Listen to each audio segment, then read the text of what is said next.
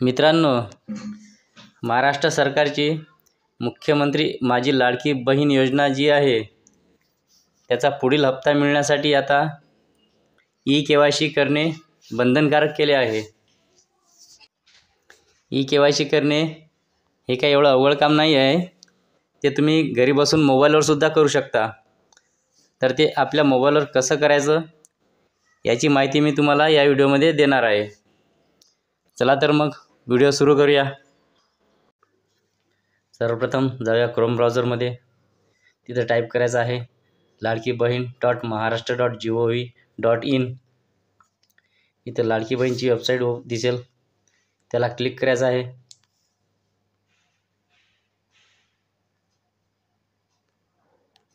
Load होत आहे. लाडकी बहीणची website open होईल.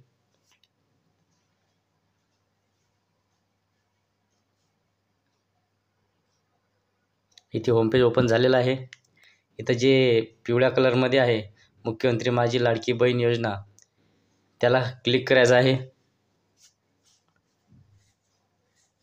ते पिवळ्या कलरचं आहे, त्याला क्लिक करा.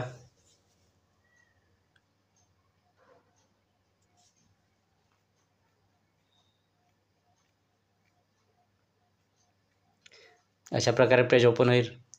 इथं लाभार्थीचा आधार क्रमांक टाकायचा आहे.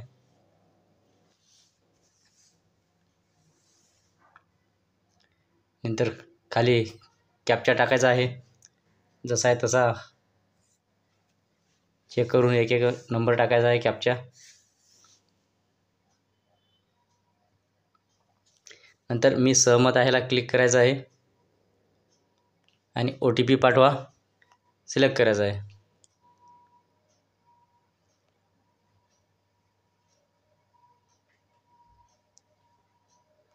आता आपल्या रजिस्टर्ड नंबरवर OTP येणार आहे. कधी कधी असा एरर येतो, ते साईट व्यवस्थित चालत नसल्यामुळे हा येतो.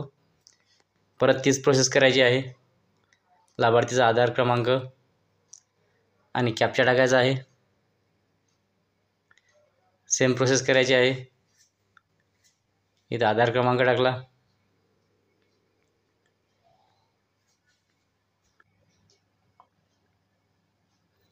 इथं परत कॅप्चा फिल करायचा आहे. एक एक नंबर जसा आहे तसाच फिल करायचा आहे कॅप्चामध्ये.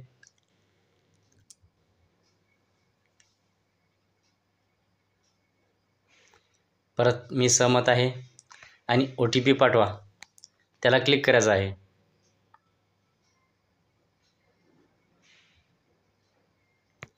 थोडा लोड होत आहे.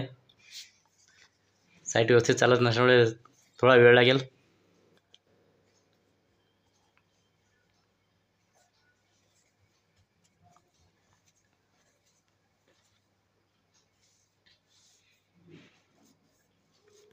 आता जो मोबाईल नंबर रजिस्टर आहे आधार कार्डला, त्या नंबरवर OTP केलेला आहे.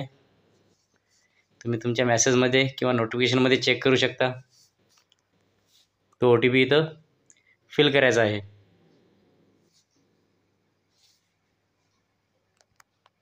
जो OTP येणार आहे तो बराबर एक एक नंबर बघायचा आहे आणि इथं फिल करायचा आहे. मला अजून OTP आलेला नाही. तुम्हाला पण थोडा वेळ लागू शकतो OTP यायला. त्यामुळे पेज कॅन्सल करायचं नाही, थोडा वेळ वाट बघायची आहे.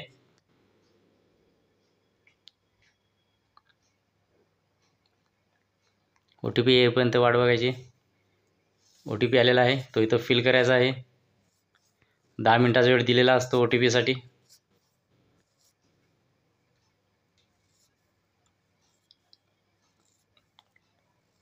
सबमिट करायला क्लिक करायचं आहे.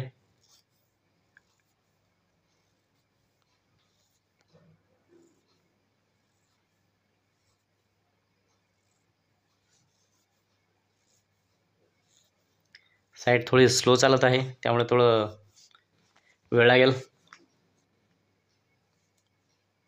याच्यानंतर वडिलांचा किंवा पतीचा आधार क्रमांक इथं फिल करायचा आहे. लग्न झालेलं असेल तर पतींचा आधार कार्ड टाकावा. परत कॅप्चा फिल करायचा आहे.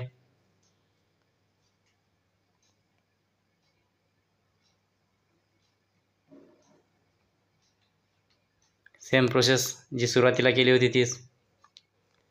तर इथं वडिलांचा किंवा पतीचा आधार क्रमांक टाकायचा आणि कॅप्चा फिल करायचा आहे.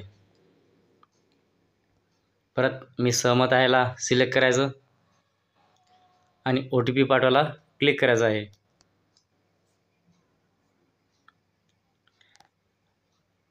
परत रजिस्टर मोबाईल नंबरवर OTP जाणार आहे. पतीच्या किंवा वडिलांचा जो नंबर रजिस्टर आहे त्याला OTP जाणार आहे. OTP फिल करायचा आहे. सबमिट करायला क्लिक करायचं आहे. त्यानंतर अशा प्रकारचं पेज ओपन होईल. इथं काळजीपूर्वक माहिती भरायची आहे. इथं तुमचा जातीचा प्रवर्ग निवडायचा आहे. जो असेल अनुसूचित जाती, अनुसूचित जमाती, इतर मागासवर्ग जो असेल तो तुम्हाला इथं सिलेक्ट करायचा आहे. आणि नंतर हे 2 प्रश्न आहेत ते खूप महत्त्वाचे आहेत.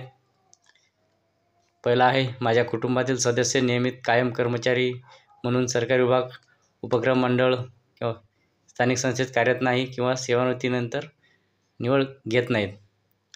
जर कोणी सरकारी कामात किंवा सरकारी नोकरीवर असेल किंवा कोणी पेन्शन घेत असेल तर त्याला नाही करायचं आहे.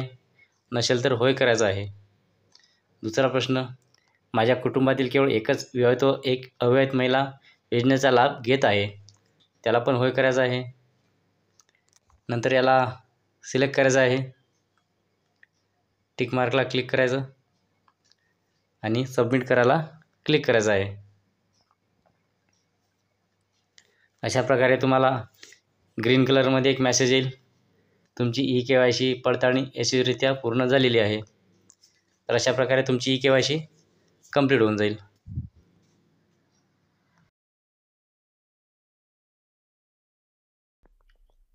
हॅलो फ्रेंड, मी आहे तुमचा मित्र जनार्दन इंगळे. आशा आहे आजचा व्हिडिओ तुम्हाला आवडला असेल. असेच नवीन व्हिडिओ बघण्यासाठी, शिकण्यासाठी, हसण्यासाठी आमच्या चॅनलला सबस्क्राईब करा. आणि हो, बेल आयकॉन प्रेस करायला विसरू नका. थँक्यू.